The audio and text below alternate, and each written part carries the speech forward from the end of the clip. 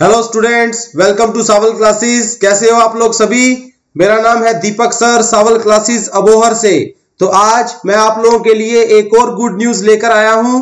जैसा कि आप लोग स्क्रीन पर देख पा रहे हैं, नवोदय विद्यालय समिति, जिस तरह से भारत के अंदर केवीएस के स्कूल हैं, उसी तरह से ही भारत के अंदर नवोदय विद्यालय समिति के भी स्कूल हैं। और जैसा कि आप लोग देख पा रहे हो, ये ministry of human resource and development के अंदर एक ऑटोनोमस चलने वाली बॉडी है और इसमें अभी 251 जॉब्स निकल कर आई हैं, जो कि ज्यादातर टीचिंग और कुछ जॉब्स जो है वो नॉन टीचिंग की है।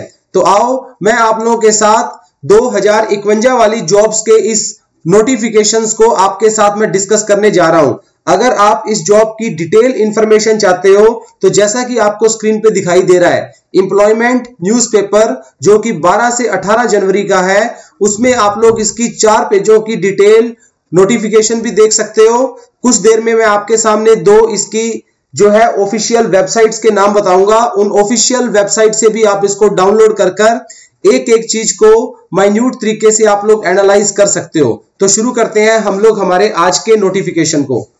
तो सबसे पहले जैसा कि आपके सामने लिखा हुआ है, ये एक रिक्रूटमेंट ड्राइव है 2019 की, जिसमें प्रिंसिपल पोस्ट ग्रेजुएट टीचर्स की वैकेंसीज को इन्होंने जो है वो इनवाइट किया है।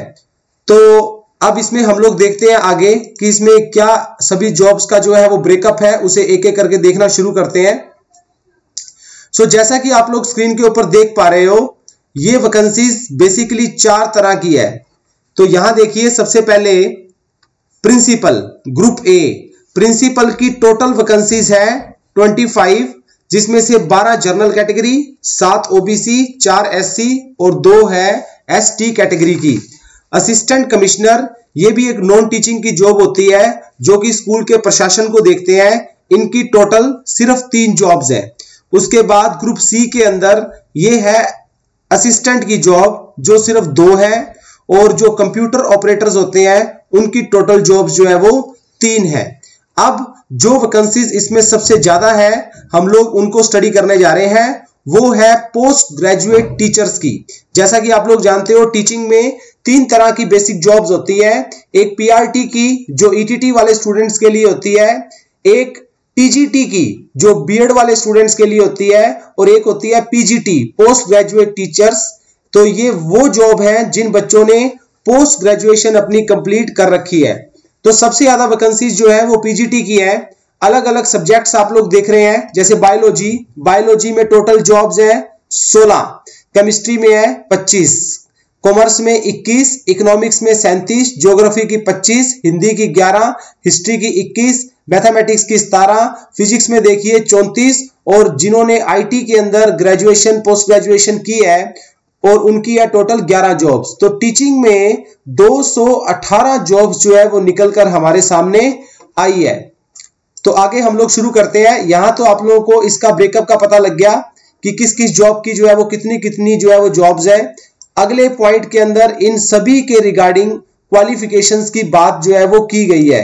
तो आए हम लोग जो है क्वालिफिकेशन देखेंगे कि पोस्ट ग्रेजुएट टीचर्स के लिए क्या क्वालिफिकेशन जो है हमें चाहिए। सो सबसे पहले यहां आप स्क्रीन के ऊपर देख पा रहे हैं, ये देखिए ई कॉलम में पोस्ट ग्रेजुएट टीचर्स के लिए सभी सब्जेक्ट्स को इन्होंने अपना अपना कोड दे दिया। ठीक है, जैसे बायोलॉजी को 6 और इस तरह से 14 तक सभी कोड्स हैं। तो 2 year integrated post graduate course, मतलब जो है स्टूडेंट ने एमए की हो, पोस्ट ग्रेजुएशन की हो, और मार्क्स, काफी स्टूडेंट पूछ रहे थे कि सर इसमें 55% मार्क्स चाहिए, 50%, तो आप लोग देख सकते हो 50% मार्क्स जिसके पोस्ट ग्रेजुएशन के अंदर है, एक रिकॉग्नाइज्ड यूनिवर्सिटी से वो इन जॉब्स में अप्लाई कर सकता है। हिंदी की जॉब्स के लिए आपकी पोस्ट ग्रेजुएशन हिंदी में चाहिए। फिजिक्स के लिए फिजिक्स, अप्लाइड फिजिक्स, या आपने एमटेक की हो इलेक्ट्रॉनिक्स में, या न्यूक्लियर फिजिक्स। केमिस्ट्री के लिए post graduation in chemistry, math के लिए post graduation in mathematics, economics के लिए post graduation in economics, history के लिए हिस्ट्री में, ज्योग्राफी के लिए ज्योग्राफी में। नेक्स्ट पेज पर चलते हैं हम लोग। तो उसी तरह से कॉमर्स के लिए, बायोलॉजी के लिए और आईटी के लिए। तो आईटी के लिए आप लोग देख रहे हो कि आईटी की जॉब्स के लिए बीटेक वाले भी इसमें एलिजिबल कर दिए गए हैं। बीटेक अगर कंप्यूटर साइंस या अगर आईटी में है तो वो अप्लाई कर सकते हैं, और अगर बीटेक किसी और स्ट्रीम में है तो फिर उन्हें पोस्ट ग्रेजुएशन का डिप्लोमा चाहिए कंप्यूटर साइंस के अंदर। तो ये एक बड़ी बात है। अगर यहां कोई बीटेक वाला स्टूडेंट मुझे सुन रहा हो जिसने कंप्यूटर साइंस या आईटी में इंजीनियरिंग की है, तो वो भी इन जॉब्स के अंदर एलिजिबल है, अप्लाई कर सकता है। ठीक, तो उसके बाद आप लोग आगे देखोगे डिजायरेबल, मतलब ये मैंडेटरी नहीं है, डिजायरेबल है। अगर बीएड किया है तो अच्छी बात है, ना भी किया है तब भी इसमें आप अप्लाई कर पाओगे, अगर है तो वो डिजायरेबल है। एज रिलैक्सेशन, एज के जो रिलैक्सेशन है अगर उसमें आप देखो तो 5 साल एज जो है वो, अगर कोई स्टूडेंट अगर एससी या एसटी कैटेगरी से है तो उसको रिलैक्सेशन 5 साल का है, ओबीसी में 3 साल का है। तो इस तरह से अलग अलग तरह की रिलैक्सेशन जो है वो इसके अंदर दी गई है। भारत के कुल टोटल डिफरेंट ऑलमोस्ट 43 सेंटर्स के ऊपर इस एग्जाम को कंडक्ट किया जाएगा। उन 43 सेंटर्स के नाम आप लोगों के सामने है। ठीक है, तो पंजाब के अंदर जैसे अमृतसर, ठीक है, और उसके सिवा चंडीगढ़, राइट, अमृतसर है, चंडीगढ़ है। तो ये दो जो है ये सिटीज को पंजाब के अंदर अपने जो है ये कवर किया गया है। अब उसके बाद हम लोग देखेंगे स्कीम ऑफ एग्जामिनेशन क्या है। तो सबसे पहले तो प्रिंसिपल के लिए यहां बताया गया है हमारे सामने।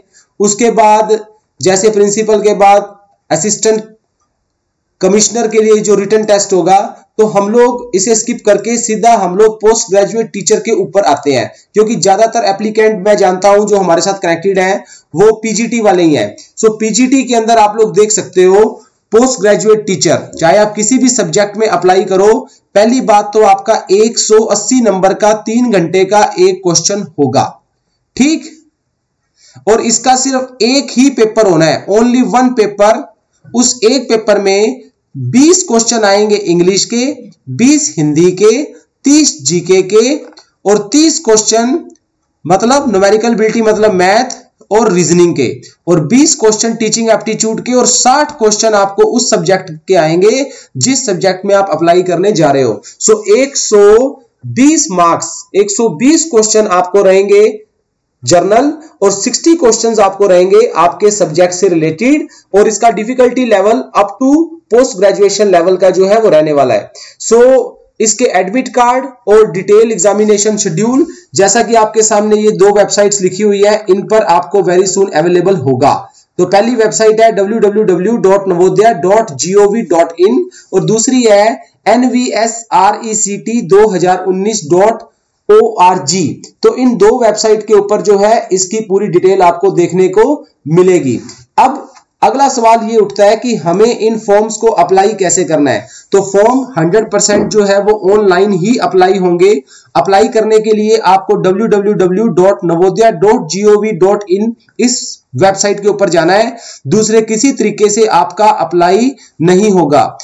फॉर्म अप्लाई करने के लिए आपके पास एक वैलिड ईमेल आईडी होनी चाहिए जिस पर आपकी हर तरह की कम्युनिकेशन जो है वो शेयर की जाएगी। अगर आपके पास कोई ईमेल आईडी नहीं है तो ये डिजायरेबल है कि आप पहले अपनी एक ईमेल आईडी को तैयार कीजिए, उसके बाद आप अपना फॉर्म फिल करना क्या करेंगे, शुरू करेंगे। ठीक है, और उसके बाद आपका फॉर्म भरने से पहले आपकी एक रिसेंट फोटोग्राफ, ठीक है, उसे आप स्कैन कर लेना और आपके सिग्नेचर स्कैन करने हैं। एक थंब इंप्रेशन एप्लीकेबल प्लेस के ऊपर भी आपने लगाना होगा। अब 5वां पॉइंट देखो इसका, फॉर्म भरने की कोई फीस नहीं लगेगी फीमेल कैंडिडेट की। अगर कोई भी फीमेल किसी भी कैटेगरी की है तो उसकी कोई फीस नहीं लगनी। इससे अलग एससी, एसटी और फिजिकल हैंडीकैप बच्चों के लिए भी कोई फीस इसमें नहीं लगनी, और जिन बच्चों की फीस भरनी है वो उनकी रिफंडेबल नहीं होगी। बाकी सभी स्टूडेंट्स के लिए प्रिंसिपल में अगर अप्लाई करते हैं तो 1500, असिस्टेंट कमिश्नर के लिए 1500, पीजीटी के लिए 1000 रुपए, असिस्टेंट के लिए 800 रुपए इसका जो है वो फीस है।